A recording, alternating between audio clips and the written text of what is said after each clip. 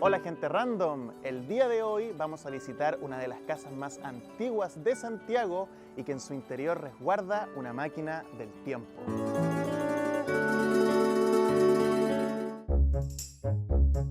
En la calle Esmeralda, entre San Antonio y Maquíver, se levanta una de las construcciones que según crónicas de la época estaría entre las más antiguas de Santiago. Pero lo más interesante es que tiene un mito que confunde a todos los fanáticos de la historia. Construida a finales del 1700, fue pensada como posada y lugar de descanso para viajeros, pero nunca una casa. El nombre de esta casa es la Posada del Corregidor, siendo atribuida erróneamente a los aposentos del corregidor Manuel Zañartu, este autoritario español que llegó a Chile en 1730 y que era una especie como de alcalde de Santiago. Y dentro de los hitos de su gestión está la construcción del antiguo puente de Calicanto, y como dato random existen vestigios del antiguo puente ubicadas en la nueva estación del metro de Calicanto.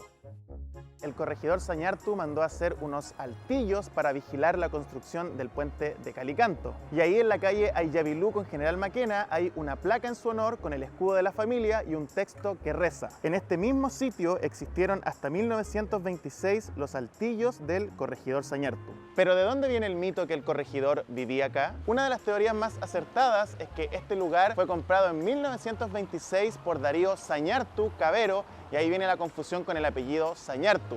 Él quería construir en este lugar un salón de recuerdos coloniales, hecho que nunca ocurrió, y de hecho en la fachada de este edificio está el escudo de la familia Zañartu. Como dato random, efectivamente esta calle se llama Corregidor Zañartu, lo que podría hacer más grande el mito de que la posada del corregidor era realmente su casa o de su propiedad. Y entonces, ¿dónde vivía el corregidor Zañartu? Algunos cronistas de la época detallan su hogar en la plazoleta que está en Maquíver con Merced, donde está la iglesia de la Merced, y que también tenía una quinta en el sector de La Chimba, actual Independencia. Y nuevamente agradecido también de que estamos con Santiago de la Forma del Patrimonio, que es la persona idónea para responder las preguntas que tengo sobre esta casa. ¿Cómo podemos definir el estilo de esta casa? ¿Qué tipo de construcciones? Uno ve este tipo de vivienda y dice arquitectura colonial. Ahora, para poder diferenciar un edificio así, generalmente no es como un solo aspecto, sino que tienen que haber muchos en común. Lo primero que vamos a ver es una vivienda más o menos como chiquitita y chata, típicamente de 1 a 2 pisos, con aperturas pequeñas, puertas y ventanas pequeñas y muros de gran espesor. Eso no es un simple capricho, sino que generalmente durante el periodo colonial, como más construimos fue utilizando ladrillos de adobe, y eso sí, un poco por temas sísmicos nos obliga a utilizar muros pequeños, con un espesor y un alto, generalmente una relación de 1 a 8. Generalmente cuando uno ve viviendas como de tierra, bajitas, chiquititas, como un tanque, uno dice arquitectura colonial. Tengo una duda acá porque siempre he visto como que este zócalo de piedra siempre se hace. ¿Es normal, es común o se hacen casas como de personas más acomodadas o siempre se tiene que hacer? El sobrecimiento estamos obligados a hacerlo, que es generalmente la altura que va desde la fundación, escondido bajo el nivel de suelo, hasta lo que nosotros podemos ver en el muro. Ahora, el sobrecimiento, que es este sector, se puede hacer de muchas formas, pero generalmente lo que tratamos de usar son materiales que son impermeables o más bien que son resistentes al agua. No hay que olvidar que la ciudad de Santiago se inundaba con mucha frecuencia y tal vez la cámara pueda apuntar que el río Mapocho está a 200 metros, es decir, que estas zonas que se inundaban prácticamente todos los años, tan cercano al río, eran siempre muy vulnerables. En general, nunca me van a hablar mal hablando del adobe, de la tierra, ¿cierto? Un material impresionante, pero sí su talón de Aquiles es la inundación, ¿cierto? La saturación, la acción del agua que hace que lamentablemente se dañe. Entonces en Chile, al menos las viviendas que han sobrevivido, los sobrecimientos de piedra permiten que aquí haya un poco de agua, ¿cierto? Que no afecte tanto la base del muro, que con el paso del tiempo va a deteriorar la fábrica sí o sí con el paso de los años. Yo he visto varias casas que tienen este pilar que me imagino que es como colonial. Me recuerdo una casa en Recoleta que está justo en el sector como de Patronato y otras más que he visto por acá, pero ¿por qué estas casas tienen este pilar acá? En este caso lo que estamos viendo es un pilar de esquina, en este caso construido de piedra, que es el material más utilizado y generalmente cumplen dos funciones, una estructural y una no estructural, entre comillas. Este caso cumple las dos. La estructural es necesario porque a esta esquina, ¿cierto? Los dos dinteles, si nosotros sacamos el pilar de esquina, esto colapsa hacia abajo. Disculpe, si nosotros lo retiramos, el dintel, ¿cierto? Los dos dinteles que están aquí en la esquina colapsarían. Esa es su función estructural y es necesario. La no estructural, que no, es la menos evidente, que también lo podemos ver como en la posada del corregidor. Imagínense que esto simplemente estuviese en una esquina y hay que imaginarse antes de los caminos pavimentados con asfalto y antes de los caminos adoquinados, los caminos eran de tierra y la gente transitaba en carretas hasta el boom de los autos, podríamos decir como en 1930. Entonces los caminos no estaban delimitados, la gente pasaba con carreta y decía, permiso, pasó? Y con el paso del tiempo, hay que pensar que las carretas son de madera con elementos de hierro y las viviendas eran de adobe, iban deteriorando la fábrica del muro. Entonces, para proteger las esquinas se colocan pilares de esquina. Estas faltas que tiene acá, estos pedacitos que les falta, puede haber sido el choque de alguna carreta, algún jinete o cualquier cosa de época. O sea, son choques de 1800, 1900. Es lo más probable, sí. Entre las décadas del 30 y del 80, aquí estaba la sede de la Sociedad de Amigos del Arte, donde venían artistas, músicos y también poetas, como por ejemplo Vicente Huidobro y también Pablo Neruda. Este lugar era el epicentro de la bohemia intelectual santiaguina. Ya aprovecho de preguntarles, he hecho algunos videos cortitos de Reels y TikTok sobre Gabriela Mistral, Vicente Huidobro y Pablo Neruda. ¿Les gustaría que hiciera un video más extenso hablando de los poetas de nuestro país? Si quieren, déjenlo en los comentarios. Ahora que estamos dentro de una vivienda de adobe y una vivienda colonial, uno puede notar una serie de aspectos que son como evidentes. Lo primero es el frescor. Afuera es un calor terrible y aquí está muy fresquito. Y eso tiene que ver principalmente con la masa, ¿cierto? Y las propiedades hidrotérmicas que tiene el adobe. Realmente las viviendas de adobe mantienen una temperatura muy estable y es muy agradable, y esto cuando uno viaja al norte se da cuenta inmediatamente. Lo segundo, como yo les dije, dentro de las viviendas de adobe no nos podemos dar el capricho de hacer grandes aperturas, o al menos no muchas en cada muro, y acá nosotros tenemos una ventana que es como un tamaño típico, tiene un antetecho razonable, tiene un dintel de madera, lo cual es obligatorio, ¿cierto? En todos los dinteles que ustedes van a ver en viviendas de adobe hay que colocar un dintel de madera, si no, esto simplemente colapsaría hacia abajo, especialmente en el caso de un sismo. ¿Eso quiere decir que tener una ventana en una estructura de adobe es una proeza de ingeniería? Porque entre más ventanas, más probable es que se caiga la casa. Sí, la verdad es que cada vez que hacemos una ventana o una puerta estamos delimitando un muro. Ahora, tenemos que hacer un equilibrio entre lo que es factible y lo que no, porque no todas las casas tienen que ser un búnker, sino también tenemos que permitir la luz. Así que por lo tanto podemos hacer ventanas y puertas, pero con mucho cuidado. Y ahora vamos a ir al segundo piso para conocer uno de los lugares más interesantes que quedan aún en Santiago.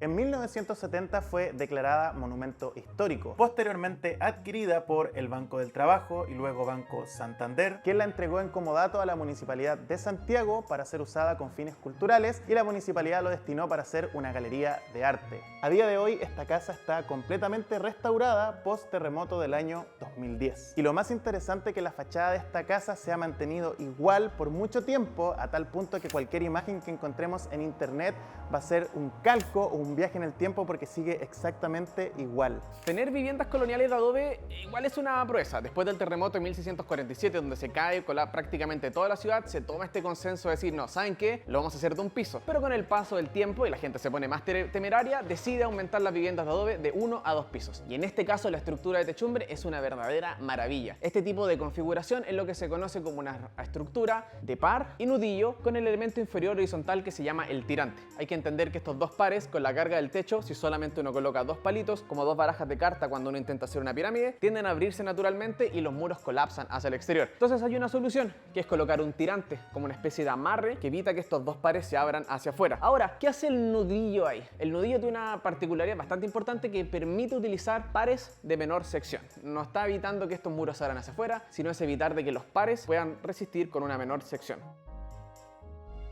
Y ahora viene uno de los momentos más interesantes de este video, y es que vamos a abrir esas puertas y vamos a asomarnos a lo que podría ser el balcón más antiguo de Santiago. Así que vamos para allá.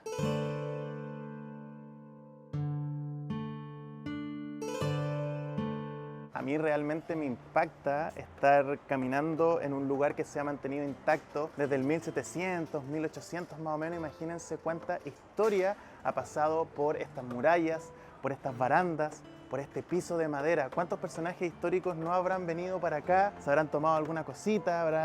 ¿Se habrán apoyado en este balcón mirando cómo los carros de sangre, cómo los caballos, cómo los carruajes, cómo las personas caminaban en estas calles? Que todo el entorno ha cambiado, pero esta casa se mantiene igual. Esta casa se mantiene perenne en el tiempo. Y eso es algo que realmente me impacta, eso es algo que realmente me gusta, y es por eso que quería venir a grabar esta casa, porque me imagino que muchos de ustedes han pasado por fuera, conocían ese mito de la Casa del Corregidor, quizás nunca han entrado, y esto quiero que sea una invitación a seguir recorriendo nuestra ciudad, encontrando esos rincones que tienen mucha historia, como por ejemplo la Posada del Corregidor y este balcón que creo que es una de las joyas más hermosas que tiene Santiago. Este balcón de madera realmente es una joya y casi única dentro del casco histórico de Santiago. Tiene dos nombres tradicionales, es balcón oriental o balcón limeño, y empezaron a aparecer en Santiago a partir de 1730. Hay otro que yo tengo en mente, que es el de la Casa de Velasco, pero estoy seguro que es una recreación ficticia de 1930. ¿Cuál es la gran gracia de estos balcones? Que provienen finalmente de la arquitectura oriental, es donde la gente puede estar dentro del espacio privado y salir a la vía pública, a que los vean, muy parecido cuando uno sube una publicación dentro de redes sociales. Y acá también hay una vista muy bonita de esta plaza que se levanta acá en el centro de Santiago. Tengo una duda porque no sé si esa plaza se llama la Plaza del Corregidor Sañartu. Tengo esa duda. Ahí en los mapas aparece, pero lo he visto con otros nombres. No sé si alguno de ustedes sabe ese dato, porque si esta plaza se llama la del Corregidor Sañartu, el mito crecería aún más. Este tipo de capitel podríamos decir que proviene un poco de la arquitectura clásica. Obviamente es necesario, como en todo sistema donde caen dos vigas dentro de una columna, es bueno tener una sección superior para términos de ensamblaje. Una pregunta como clásica del chileno. ¿Ha pasado tanto tiempo? Han pasado, no sé, más de 200 años, casi 200 años, y este balcón sigue estando como en el día 1. ¿Cuáles son las características de este balcón que hacen que el día de hoy podamos seguir caminando arriba de él? Para que un elemento histórico se conserve en el tiempo, tienen que darse una serie de factores. Primero, que inicialmente esté bien construido, si no su vida útil siempre va a ser cortita. Lo segundo es que a todas las estructuras históricas hay que mantenerlas, hay que limpiarlas, hay que ver que si llueve quizás quitarle el agua, hay que preocuparse de que no hayan fuentes de calor para que no se incendien. Y lo último, que quizás lo más extraño, es un tema de quizás casi suerte. Podemos preguntar qué hace este edificio o esta construcción colonial que en su minuto todo Santiago era muy similar a este. Este era un edificio sin ninguna característica particular, pero resultó casi que por temas del azares del destino que este haya sido el último en pie. Otra cosa que me gusta mucho y que delata la antigüedad de este balcón es que cuando uno sube hacia acá, la madera empieza a crujir. Y eso es claramente el tiempo que va avanzando, porque ahora los pisos son de cerámica, pisos flotantes, y no suenan tanto como los de madera, y el sonido de la madera también es un viaje en el tiempo. Gente random, los dejo cordialmente invitados a la Posada del Corregidor, un lugar muy mágico, un lugar donde durante todo el año hay muestras de arte, así que siempre es bonito visitarla. Espero hayan disfrutado este video, yo me despido y les dejo un video acá y otro acá para que sigan viendo. Nos vemos, que estén bien. Chao, chao.